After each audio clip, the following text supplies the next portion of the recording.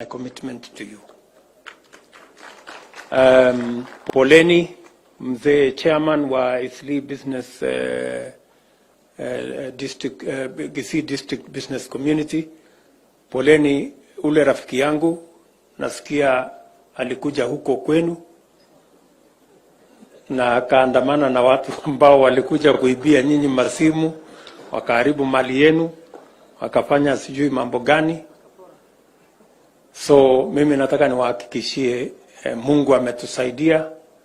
Hiyo maneno sasa tumekomesha. Tumesema mambo yote tupeleke wapi? Kule bunge, watu waende wazungumze huko na tukubaliane tuweze kupeleka mambo yetu mbele, tuache fujo, tuache vita, tuendelee kama watu wa Kenya. Na mimi nakubaliana na nyinyi, in an environment of violence and chaos, business gets affected, development gets undermined, and progress is put in jeopardy.